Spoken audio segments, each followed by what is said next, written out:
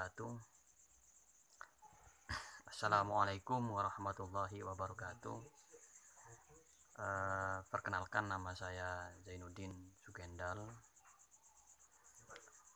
Kali ini Mas Saiful Bahri chat saya tentang bagaimana tips-tips membuat cerita pendek atau cerpen. Jadi sepanjang saya menulis cerita pendek itu awalnya sih tidak terlalu memikirkan tentang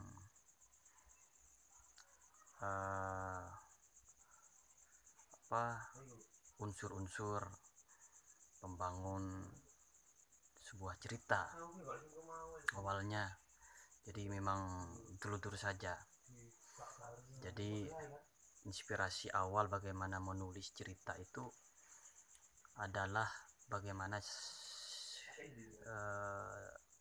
saya sering membaca cerita-cerita para penulis prosa yang itu ada di perpustakaan. Jadi ketika selama saya mondok itu saya ke perpustakaan dan saya suka membaca cerita-cerita terutama ya berhubungan dengan prosa. Jadi dari saya membaca cerita-cerita tersebut, saya tertarik untuk juga membuat sebuah cerita. Jadi awalnya tidak tahu tentang unsur-unsur yang membangun sebuah cerita. Namun lama kelamaan ternyata unsur-unsur pembangun itu juga sangat dibutuhkan dalam proses berkarya. Apalagi ketika saya sudah mulai masuk ke ranah akademik, ternyata apa yang dulunya tidak disengaja itu dibahas secara serius di akademik, mulai dari unsur-unsur siapa tokoh, kemudian tema, kemudian alur cerita, kemudian setting tempat, setting waktu, sampai amanah itu dibahas, bahkan sangat detail sekali ketika di dunia akademik itu didetailkan. Dan mujur sekali, apa yang tidak terduga itu atau tulisan-tulisan saya sebelum mengetahui tentang membangun itu kalau dibahas itu ada semua. Mungkin itu kebetulan, atau mungkin memang karena saya terlalu dekat dengan pembacaan saya terhadap cerpen-cerpen para pengarang yang pernah saya baca itu, sehingga membuat saya itu terpengaruh untuk mengarang jenis cerpen yang mirip, mungkin ya bisa dikatakan mirip, dengan tema dan objek imajinasi yang familiar dengan saya, sehingga kemudian saya menjadi mengerti bahwa hal yang tidak terduga itu bisa selamat ketika dikaji, bahwa penokohnya siapa, kemudian settingnya dalam cerpen ini bagaimana. Saya hanya dulu ketika SMA itu tertarik, itu awal ketika saya mau mencoba membuat cerpen, tertarik dengan satu cerpen, yaitu cerpennya Abdussalam Al-Ujaili. Itu cerpen terjemahan karya Abdussalam Al-Ujaili Syria yang judulnya Mimpi.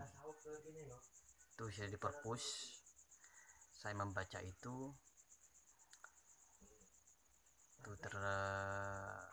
terjemahnya Nikmat Sarjono kalau nggak salah. Di sana saya terkejut dengan teknik sudut pandang yang campur gitu. Bagaimana pada awal penceritaan si pengarang tidak melibatkan diri di dalam cerita, jadi dia orang ketiga di luar cerita. Namun pada pertengahan atau pada hampir akhir itu dia masuk ke dalam cerita, memperkenalkan diri, bahkan memperkenalkan diri di dalam cerita itu. Saya adalah Guru Naji, waktu itu tokohnya Guru Naji. Saya adalah Guru Naji, seorang guru di kota Damaskus. Itu saya membaca awalnya itu terkejut melihat sudut pandang yang demikian, dan saya tertarik sekali. Bisa ya pengarang meramu sebuah karangan yang bisa dibilang mengejutkan, bukan hanya dalam sisi cerita di dalamnya, tapi sisi teknik yang tidak terduga seperti itu pada waktu itu. Sehingga teknik-teknik seperti itu mengilhami saya untuk mempelajari bagaimana unsur-unsur pembangun dari sebuah cerita pendek, mulai dari pemilihan tema, kemudian tokoh dan penokohannya, kemudian alur cerita, terus pengambilan setting tempat, setting waktu, kemudian tadi sudut pandang, terus yang adalah amanah ya, atau pesan yang ingin disampaikan. Baru saya memikirkan tentang itu. Cuma saya lebih berfokus bagaimana cara saya menyampaikan pesan kepada pembaca saja pada waktu itu, tidak terlalu fokus bagaimana ini akan dikaji dalam dunia akademik. Ya mengalir saja. Cuma hal-hal yang berbau untuk pembangun itu membantu sekali dalam proses penyempurnaan di dalam pembuatan cerita pendek. Jadi yang menarik adalah ketika mengetahui unsur-unsur pembangun itu adalah ketika saya mengetahui bukan hanya di sudut pandang tapi di setting. Jadi setting tempat, kalau penokohan dan penamaan dan itu unik ya, tergantung dari cita rasa dan pengarang. Cuma ketika pada setting itu menolong saya sebetulnya ketika dalam posisi mandek. Kebanyakan dari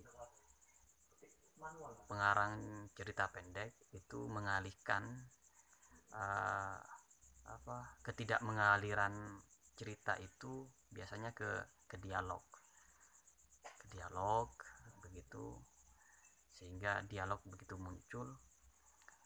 Tapi saya lebih kepada bagaimana gambaran situasi, tempat, waktu itu sangat membantu sekali ketika cerita itu mengalami dalam bahasanya buntu gitu.